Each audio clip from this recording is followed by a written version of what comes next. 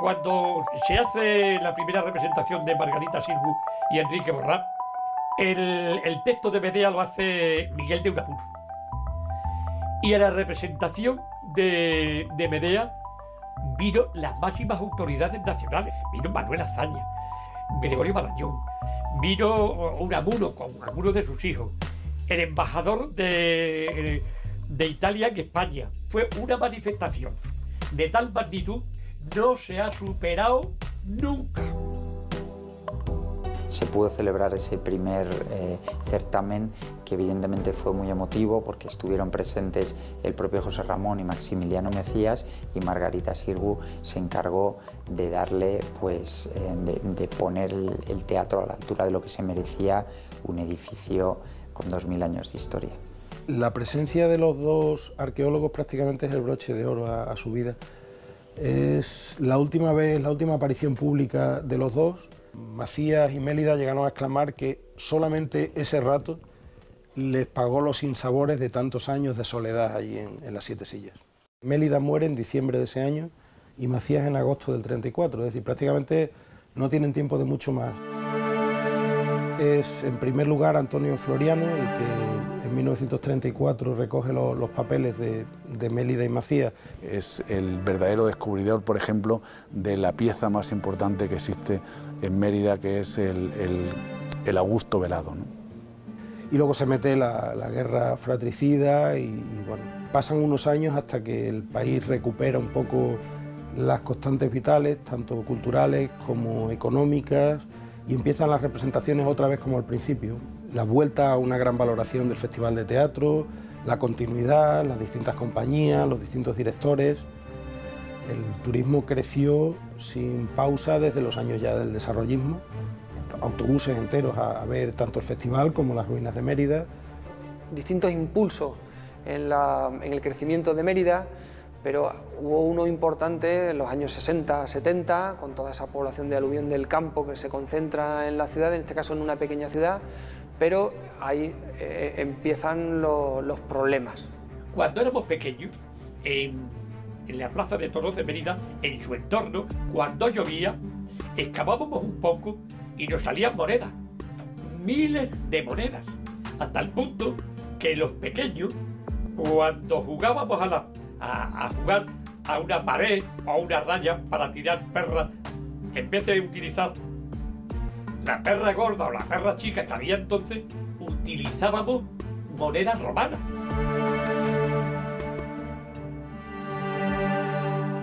Ha habido un proceso en los años 60, 70 de desarrollismo en el que el patrimonio era más bien un obstáculo para el desarrollo de la ciudad. Es un conflicto a su vez que no es propio de Mérida, es de todas las ciudades de Occidente. En Mérida, en los escombros de las casas, había auténticas piezas romanas. Que hay muchísima gente que se dedicaba única y exclusivamente a ir diariamente a estos lugares, y no te puedes imaginar la cantidad de piezas que se recuperaron. Y aquí había madrugadas donde los albañiles y el propio constructor rompía esculturas, las destrozaba para que no le paralizaran la obra. Empieza a verse el resto arqueológico como un problema, pero en el caso de Mérida, gracias a que había habido una tradición de estudio y de sensibilidad hacia el patrimonio, pues desde el principio también hay unas normativas que intentan controlar eso. Por ejemplo, el pórtico del foro, pues eso fue derribado para hacer un bloque de vivienda, y en la actualidad lo que vemos ahí es un espacio recuperado para el patrimonio. No obstante, hay que decir en Mérida que se ha hecho siempre un importantísimo esfuerzo de inversión. No siempre ha sido en excavación, también ha sido para comprar terreno, pensando que ya se excavarían, o por ejemplo con la idea de liberar un monumento, ¿no? Que así ha sido, pues, por ejemplo, la Alcazaba. Si vemos fotografías antiguas, estaba totalmente rodeada de construcciones de viviendas en todo su perímetro, y en la actualidad no vemos ninguna. Eso ha sido un proceso lento de compra, derribo, liberar espacio. Esa dinámica continúa, la vemos en el templo de Diana. Hemos pasado de tener una calle a tener un trozo de lo que ha sido la plaza de época romana, el foro, recuperando todo el entorno del templo de Diana. Mérida ha sabido adaptarse a esa tercera vía, ni desarrollismo ni intervencionismo.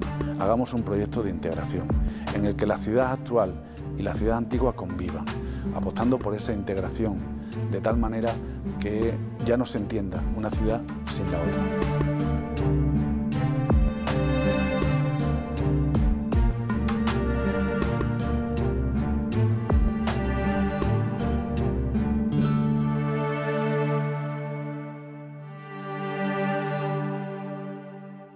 En el año 76 se compró el solar y se construyó entre el 81 y el 84 y se inauguró el 19 de septiembre de 1986. Cerca de 40.000 piezas, 39 o por ahí.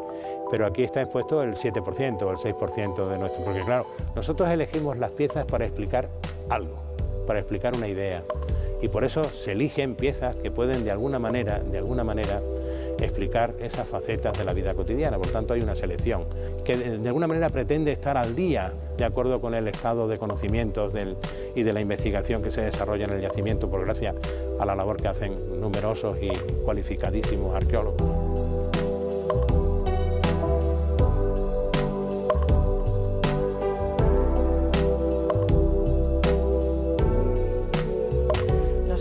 Las estadísticas que tenemos anuales de visita turística va variando según los años. Bueno, pues puede variar de unos 350.000 a años que hemos tenido 400.000. Es una cifra importante. Nosotros comparamos estas cifras con destinos de sol y playa y no llegan, porque ellos tienen 3 meses de afluencia y nosotros que tenemos casi todo el año, ¿no? Y bueno, pues eso hace que años como este pues tengamos unas cifras que han subido en visitante internacional un 40% y en el visitante nacional digamos que de mantener cifras ha subido un 10%, que es bastante interesante la cifra. La gente que viene a Mérida principalmente y fundamentalmente busca esa segunda Roma. Esa gente viene buscando ese teatro romano, esos monumentos de ocio, ese puente romano, que son 792 metros de paseo, y esa alcazaba árabe, por supuesto, y ese patrimonio visigodo que también tenemos, ¿no? Nunca hemos tenido tanto patrimonio, pero es que ese patrimonio se sigue acrecentando, se siguen aportando nuevos elementos a ese legado. Es un patrimonio que crece. Entonces, esto lo seguirá haciendo. Pero creo que lo hace ya en una sociedad sensibilizada, que entiende que las cosas deben ser así. La máxima riqueza de esta ciudad seguramente por siglos sea el turismo y el yacimiento arqueológico. Es una inversión. Si invertimos en excavar y cada vez que movamos una casa antigua y tengamos que construir de nuevo, limpiamos antes esa riqueza o la ponemos en valor, seguramente nuestro futuro se enriquezca. Esas primeras 3 décadas del siglo XX suponen el inicio de la arqueología moderna, no solamente en nuestra ciudad, sino en nuestra comunidad autónoma. Estos señores trabajaron con pocos medios, con los sistemas de la época, pero afortunadamente consiguieron poner en valor todo un yacimiento, toda una ciudad. Probablemente la excavación más ambiciosa que se hace en toda Europa en el siglo XX. Y es el inicio de la arqueología moderna, de la arqueología que nosotros estamos practicando 100 años después en toda la comunidad autónoma, gracias precisamente a esas excavaciones que se realizaron en la ciudad hace ahora 100 años. Todo lo que pueden conseguir un par de arqueólogos en la primera mitad del siglo XX con los escasos medios que ponía la ciencia en sus manos. Todo y más. Que no solamente se hizo el teatro romano, se hicieron excavaciones, se hicieron estudios, se hicieron guías, se hicieron publicaciones. Pues es una página más de la historia de las excavaciones de Mérida, pero por ser la primera, pues yo creo que merece un reconocimiento unánime por parte de toda la comunidad científica. Esas primeras excavaciones son el origen del motor económico actual, que es el turismo, que es nuestro patrimonio arqueológico, en el que a través de puestos de trabajo directos y puestos de trabajo indirectos hace que Mérida hoy en día sea un elemento clave en el turismo de nuestra comunidad autónoma. Se ha avanzado mucho, se ha conocido mucho y ese conocimiento es el que nos ha servido para hacer una base sólida en la que desarrollar esos proyectos de conservación y de difusión que lógicamente, como digo, han garantizado que Mérida hoy en día pues todavía sea referente del patrimonio arqueológico español.